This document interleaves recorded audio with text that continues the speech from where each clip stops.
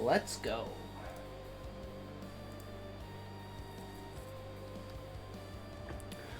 Cord had been right. When they walked in, they found the old Iron Gate saloon packed, but the atmosphere was far from the somber and mournful tension of either the burial ground or the falls. This was a venue to celebrate what had been, not to grieve for what wasn't anymore. A full tap room, apparently, didn't apply to Ellie or Cord, who had immediately been ushered to the best table in the house and assured their money was no good there tonight. Your pop and brothers, I think I'll charge double to keep them in line, Madeline instead. The owner and landlady of the bar smiled after supplying them both with a full tankard of beer and her best whiskey. Thanks for reminding me about this, Cord. She leaned over to him when there was a lull in both condolences and toasts to the Karras family, matriarch. Didn't occur to me over the last few days that I'd be at her wake. I'd forgotten that there'd even be one. With how loved she was, I'm surprised the falls weren't more crowded. Cord shrugged, draining his shot. Suppose your old man or Aaron and Ellum probably made it known around town that only coven members would be welcome. Not that such a decree would stop wraiths or the wolves, for that matter. Every member of Renee's Caligo was there, and the whole pack. I noticed, she said grimly. The weight of dread that had hit her like a sledgehammer barely an hour before hadn't left, but had curiously enough.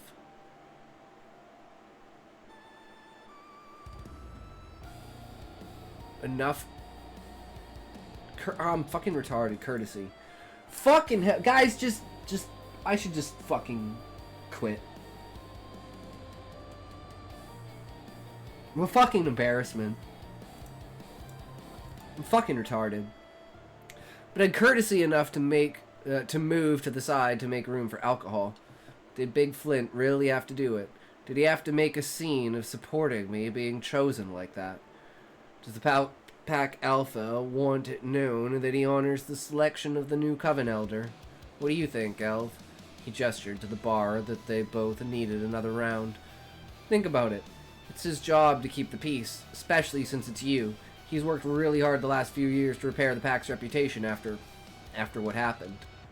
After the full moon that Jeremy and I were attacked out at the lookout, you mean? The night he died, Ellie clarified, and then, feeling almost fully sober again, took another shot. Ah, so I'm guessing maybe that's someone I swear she's referenced this name before. But I didn't know who it was. It was like... because I knew something happened. Ellie clarified, and then, feeling almost fully sober again, took another shot. She couldn't muster the energy for euphemisms. The night... Yep, she has. Okay. The night she was out, dead first love.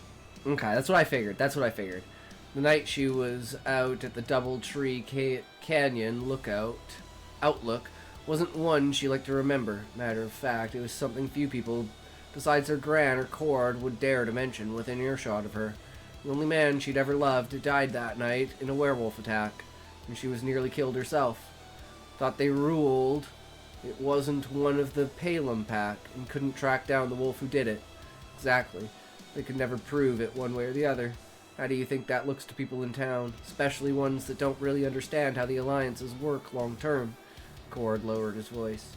Not that he needed to. The noise of the bar was a dull roar that prevented anyone else from overhearing the conversation. There was talk after you left to drive out the pack altogether, and it took a lot of negotiation with Kay and the rest of the council to convince everyone that would hurt more than it would help. You were gone, Jeremy was dead, and the trail for finding the one rogue wolf that happened to be in those woods on a full harvest moon was ice cold. All for the greater good. That sounds like Gran. She nodded her thanks to Dina, one of the bar girls who had just refilled their beers. She was right, as per usual. The wolves wouldn't have taken that kind of coup lightly, and God knows word of it wouldn't stay local for very long. Thought occurred to Ellie that hadn't since leaving the falls. What do you think they're hunting tonight? I was in town last night and heard something of going after a mean buck that's been making its way through the area. And or if the weather held out, turning the tables on one of the mountain lions up in the caves. Either way, it's a safe bet you'll be given the pelt of something in the next few days. To Miss K. Madeline directed to the tap room as everyone had settled. Fine woman. The town won't be the same without you, and I'm sure your granddaughter will do your legacy proud. This feels kind of abrupt.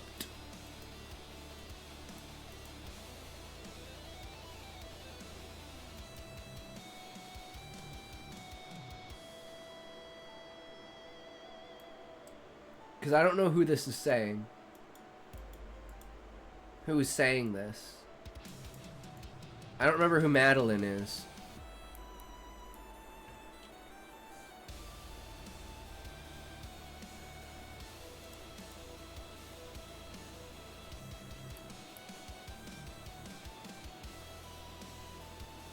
It's meant to make them aware of the tone of the room. Okay.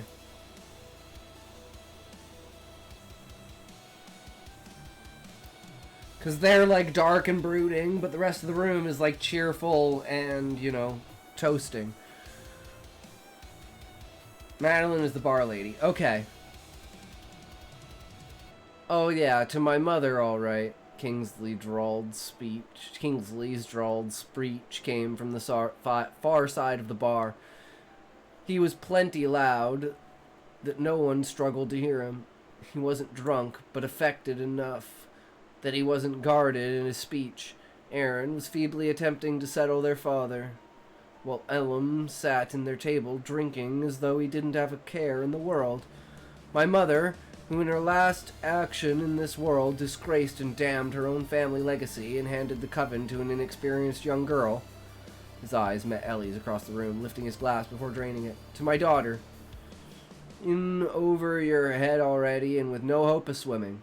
Ellie went rigid, knowing that the eyes of over half the room must be on her. She could feel cord ready to strike. Threads of her bond tightening told her he wouldn't stand for another round of abuses towards her in one night. The person interjected wasn't Cord himself, but Marshal Adama. Come on, Highness. I think you've had enough. Alright, now's not the time for this. This is supposed to be a celebration of Miss K, Uncle Wes said, stepping up to the right of the good Marshal. Not your first chance to show everyone in town the family's dirty laundry. She was my mother. Who has a right to say it if I don't?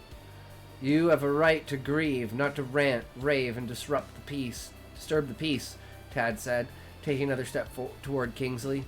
We warned you once already. There's no need tonight. No need, he repeated incredulously, looking around at the audience he'd found. No need. When the firstborn son in a centuries-old family gets passed over for his loose. Wham! That was the wrong thing to say, as Kingsley found out when Tad's backhand belted him down to land spread over the bar.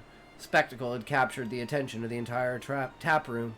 By this point, and most notably, not one person moved a muscle to assist him as the marshal stood over the grieving son.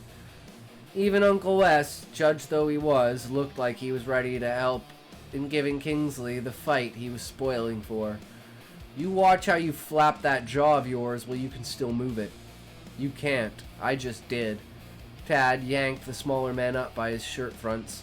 Now, you show some respect to your mama's memory and to your daughter, or get the hell out of here. And if you don't, I'm sure Marshal Adama here has a comfortable jail cell for you to sober up in. Uncle Wes threw an arm between the two other men. You can nurse a hangover, that bruise, and your pride. What do you say, Thaddeus? Oh, I got a place for him, all right, Tad snarled, fist still clenched. Choice is yours, your highness. Stay or go in peace or spend the night in jail. If I were you, I'd take the easy way out and leave now. Of course, your honor, Kingsley said to his brother-in-law, with a visible effort to straighten himself, and after more than one meaningful glare, he paid his tab and walked out. Ellie could hardly believe her eyes. For the second time that night, she saw her father confronted and beaten publicly. She had no idea what her next step would be, but make a silent note to herself to thank Uncle Wes and Tad for defending her. Either of you boys got something to say? I'm sure you'll be fine, Em. He turned to the side table where he was sitting with Aaron and Ellen. Or would you prefer to follow your daddy's lead? Won't be getting any trouble from us, Marshal, Aaron said, leaning back in his chair and taking another swig of his drink. Think you understand the result of the ceremony tonight wasn't what he was expecting. He's going through a bit of a shock. Oh, I understand that, son, Tad nodded, sizing up the presentation of both younger men. I've known your daddy a long time, and for all that. Excuse me, everyone. Slowly and a little uneasily, Ellie got to her feet. Can I get your attention for just a moment? We're all here because my gran is gone, and like most of you, I'm not sure how to deal with that. Rael Karras left quite the mantle behind, and I doubt this town will ever be the same without her. But I want you all to know she loved this territory with her whole heart. I will do everything I can to honor her legacy. Hear, hear, Cord stood to give her a solid place to lean if she needed it, and raised her own glass. To Miss Kay! To Miss Kay! General mood of the saloon returned to something nearly the same in bittersweet commiseration as it had been before Ronan's outburst, if not so raucous. You all right, Miss Ellie? Tad sounded overtly cautious, talking to her in a lulling voice, like he would a snake that could rear to bite at any moment. I doubt he meant that. You still... Didn't you write this today? Or did you just post it?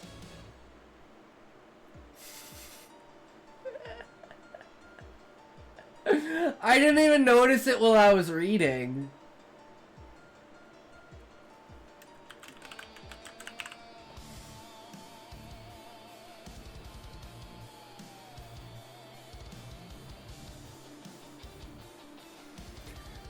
It happens.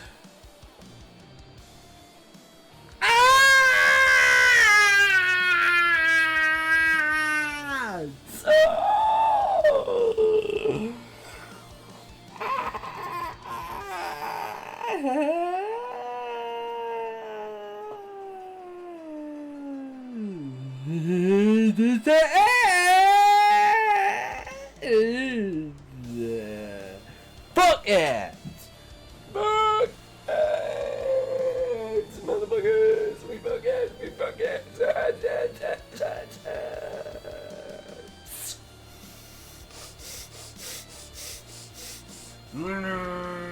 No hands. Sir, the ads are not allowed, sir. Drugs are bad, okay?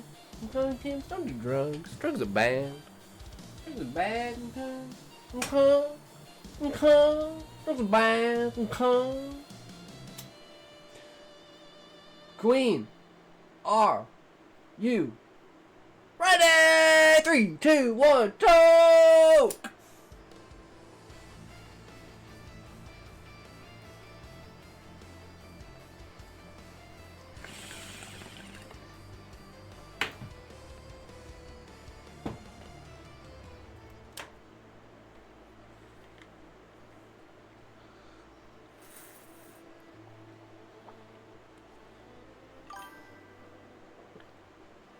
Yeah, fixed an official draft. Nice.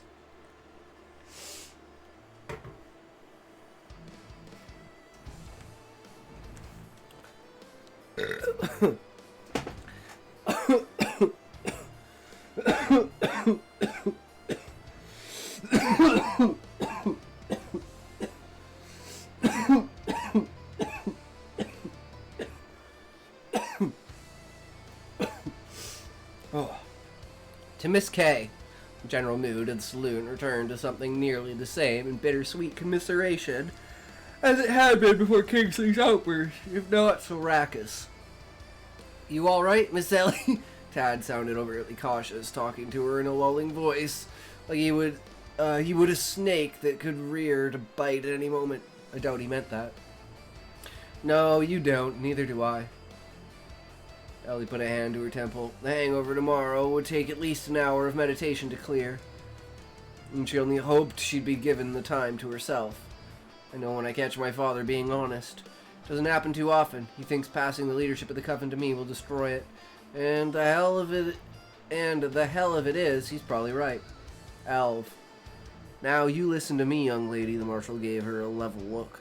I've known your family most of my life, and I can tell you 3 things for certain.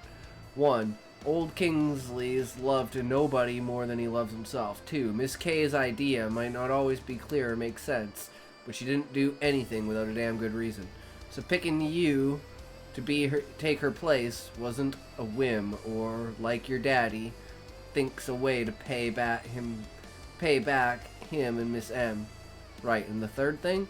Third thing is, you, Karis's, might be mule-headed, but that's the quality that means you can do just about anything once you've decided on it.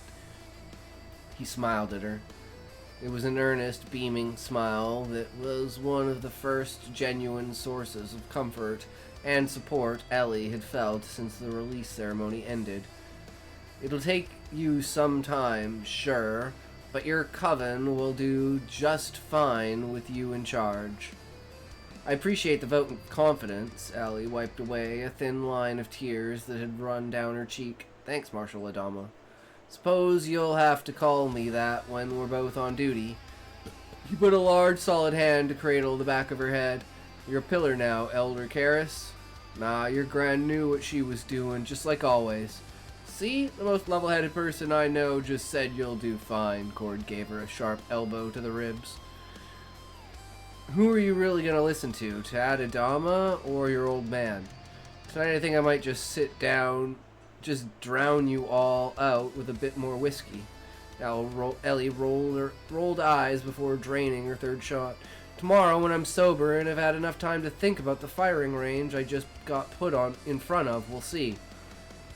Fair enough. Look on Cord's face plainly said if someone deserved to get drunk tonight, it was Ellie. Maybe encourage her against drinking much more of the smooth whiskey. But Kay trusted me to look after you, and I won't let her or you down. Deal. Man, you're in charge of getting us back home tonight. Solid. Love to see Kingsley get kicked down. Definitely explained, finally gave that breaking moment of saying what happened to her. And I'm guessing that has to do with her being kicked out, but it's only one small, or her leaving, but it's only one small piece of the puzzle, right? And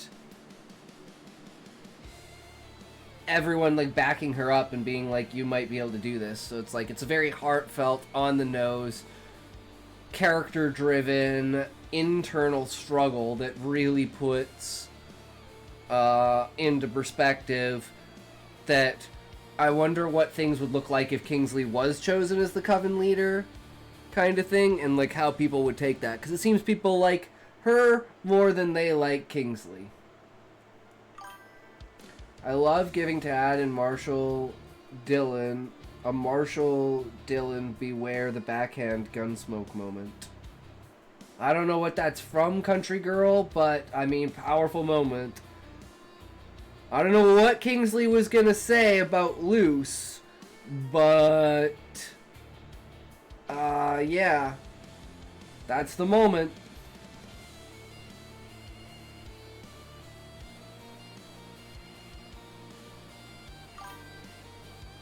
Gunsmoke, the TV show. Never watched it, CountryGirl, but that's what you were referring to when you said this is a mix of Gunsmoke and it was something else. What the fuck was it?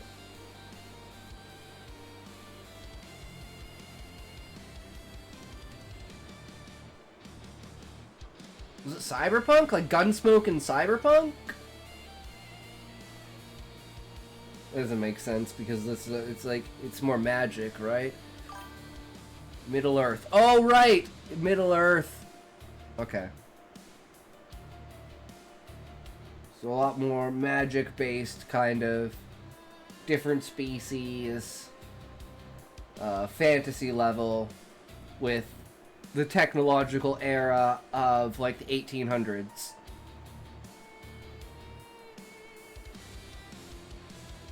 Like, railway tracks, train stations and stuff like that, but not real, like, actual real technology, right? Still using horse-drawn carriages and stuff like that. Maybe rich people have cars?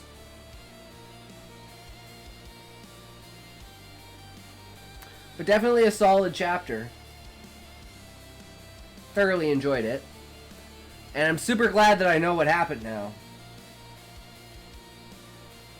And I'm guessing that one werewolf, I think this would be a good way to do it. I don't know if this is how you're going to do it, Country Girl, but tying the werewolf in that came into the shop to buy the gun at the beginning, the werewolf that killed her lover and almost killed her, should be the same person, right?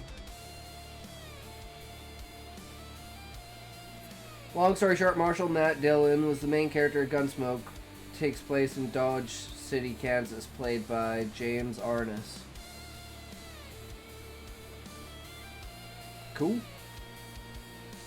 Sounds like a good time.